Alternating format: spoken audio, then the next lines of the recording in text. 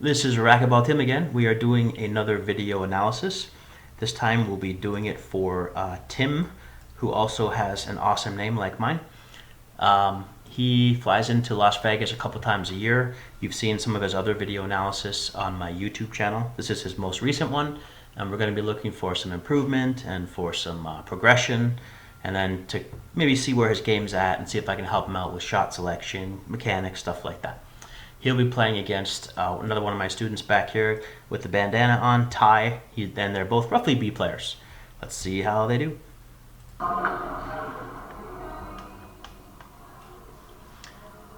So we had been working, I had to show that, Tim. We had been working on his drive serve quite a bit, and he was struggling with the mechanics. It's since improved. So I'm not surprised to see him skip the first drive serve there, because we were just talking about it quite a bit. And sorry to do that to you, Tim, but I had to show you. You skipped your first drive serve. Let's take a look at the mechanics here. Everything looks good. We're just doing the one-step drive serve. We're just doing the left foot moving forward one time, similar to a drop and hit on the forehand side when you just practice with your drop and hit. A normal drive serve has two steps when you line up your left foot in front of your right foot on the line. This line right there. That's what most people do. Right foot back, left foot forward, and then they take a two-step drive serve motion to get more power, a little more consistency. But if you want to learn the drive serve, this is a good place to start with just a one-step. Get your racket up nice and high. I love it. Ball's down here. You're going to be dropping it, letting it drop below your knees. So let's see how we do. Contact point is too high. So for a drive serve, you want to let that ball drop down to here. Nice and low. This is way too high, and as a result you tend to swing down on the ball. The swing path actually takes your racket down, and we don't want that because it leads to skips or shots that even if they hit the front wall, they bounce up high and they come back for your opponent back in this area here for setups. Also, your eye's not in the ball right there, which tells me you're probably a little bit nervous. The camera's on, your first game against Ty. It happens. So let that ball drop nice and low, get the knees bent, swing nice and flat. So we laughed about it, we giggled. You always have a good attitude, we love that. And you ended up playing much better, so you gotta shake those off. So Ty started out with the lob serve, and on this court, that back left wall is very tough. It's pretty invisible over here on the left side.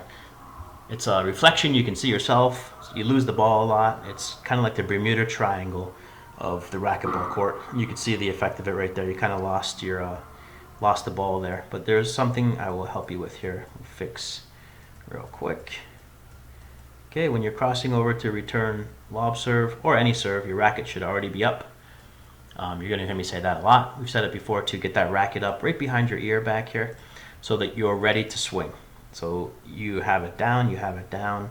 At the last second, you kind of bring it up. All you really have there is a wrist bend, and there's just not much power. There's not much control you're going to gain from that. And I think you weren't quite as focused as you were later in the game, because it looks like your eye's off the ball there and you just kind of missed it. But again, that wall is dead, but you can see the reflection right there on the other ball. It's like looking into a mirror. That's why I like playing on that court, though. It really helps you focus. Oh, and I'm going to keep these videos to roughly 5 or 6 minutes, so I'll break up this game into 3 or 4 videos.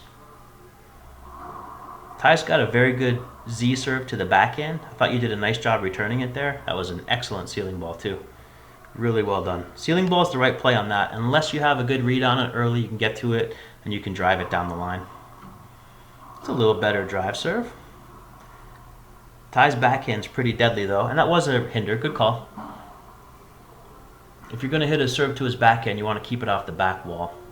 That's a good rule for anybody, actually. Just keep the serve off the back wall. Okay, here's a good one I want to talk about here.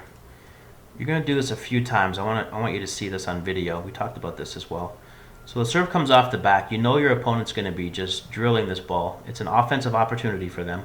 Look at Ty. He's got his racket up. Beautiful. Right shot should be down the line because he knows you're coming from over here and you have yet to relocate back to here. And that's kind of the point I want to make, Tim, is you should be back here behind the dotted line, 1 to 2 feet behind the dotted line, especially after a drive serve, because the ball gets so quickly to the back corner and your opponent's on it, and you have not had time to relocate out of the box, especially on a drive serve. On a lob serve, you have much more time. It's easier to get back in position.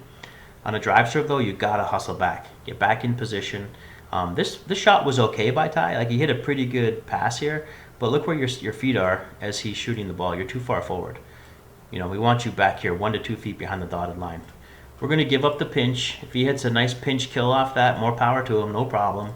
But we're going to cover the passes. We're going to cover anything deep in the court, behind this line. We're going to cover all the shots back here, passes, ceiling balls, everything that's left up. Okay? By standing that far forward, you're covering the pinch and the kill, which is a more difficult shot for him to hit. So get out of that box much quicker. Definitely could have got to that shot. No worries, though. You're always hustling, and we're going to see it later in the game. You started to hustle more, and you started playing a little better, a little more focused, a little more relaxed. Another good Z. Good job going to the ceiling. Another good ceiling ball off that. Ty's a little too aggressive, and that's just the wrong shot. We're going to talk about this one here. So, this is something that you're going to want to just incorporate into your game. When your opponent misses a shot this badly and they're deep in the court, pinch or down the line is 100% the right shot. If he's leaning to the right like he is, and you have a good read on that, he's leaning to the right, then you're going to want to take this shot right down the line, which is the clear, obvious choice there. At no point should this ever be a cross court, unless your opponent ran over here for some reason, which would be weird. Most times if they miss their shot, like he did, they're going to run back to the dotted line. So he was in the back left corner. He missed his shot.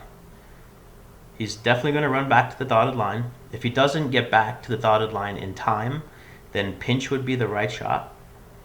You're going to want to hit that ball right into that corner. Boom, boom, like that. As my cat meows, hopefully nobody heard her meowing. I just fed her before the video, so hopefully she won't be meowing our racquetball video, meowing in our racquetball video. All right, but down the line is clearly the right shot here. He's shaded too far to the right. You hit it right back to him. Now you're in big trouble. Okay, another setup. Let's look at the right shot. Ty's in the back right corner because he missed a shot pretty badly. It happens. Your clear shot here is a pinch to the front right. And you go cross court. Cross court would be second best choice. He was so far over. I shouldn't even say that. He was so far over. Anything to the left side of the court is fine there. Pinch I would have chose because he was deep in the court. Based on where he is, I definitely would have pinched. He's just so far back. Even if you hit a high pinch that's not very good, he's still not going to get to it. Cross court is a fine choice, so I'm going to take it back. I'll say that's a fine choice. All right, let's pause it right here, and we're going to do the second part of this game in the next video. And I'm going to feed my cat.